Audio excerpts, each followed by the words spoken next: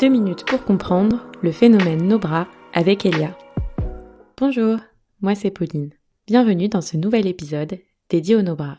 Pour la plupart des femmes, l'un des premiers réflexes en s'habillant le matin, c'est d'enfiler son soutien-gorge. Pourtant, depuis quelques années, on voit fleurir dans les rues des freeze boobies, freeze nipple, revendiquant le droit des femmes de ne pas porter de soutien-gorge sans être jugées. Ce mouvement, le nos bras, non seulement féministe, pourrait aussi se révéler bon pour la santé.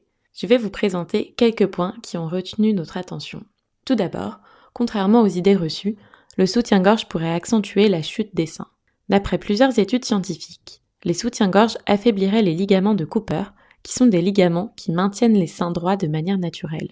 Comme le soutien-gorge soutient les seins de manière artificielle, ces ligaments se relâchent et vieillissent plus vite qu'ils ne le devraient. Ensuite, d'après une étude menée sur 15 ans, ne pas porter de soutien-gorge permettrait à la poitrine de se raffermir en faisant travailler le tissu musculaire, permettrait au mamelon de remonter de 7 mm par an, diminuerait l'écart entre les seins et diminuerait les vergetures. Nous en venons à notre troisième point. Ne pas porter de soutien-gorge permettrait d'éviter certains problèmes de santé, comme des douleurs musculaires au niveau du dos, et aiderait d'ailleurs à avoir une meilleure posture. Le port de soutien-gorge, interférant avec la bonne circulation de la lymphe et du sang dans la poitrine, augmente la température du sein. Cela peut être à l'origine de kystes ou de réactions cutanées et jouerait même un rôle sur le développement du cancer du sein. Pour lutter contre ce phénomène, il est aussi bon d'appliquer un massage régulier sur sa poitrine. Mais ce n'est pas tout. Le nos bras est souvent vanté comme beaucoup plus confortable, économique. Il permet de freiner sa consommation et donc de faire un petit pas en avant pour la planète.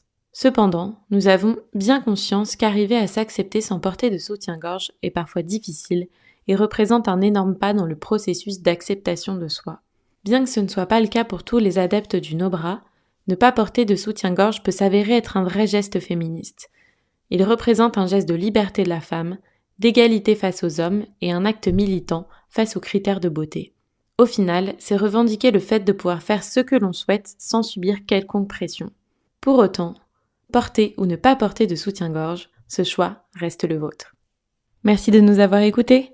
Maintenant, vous avez toutes les cartes en main pour changer les règles du jeu.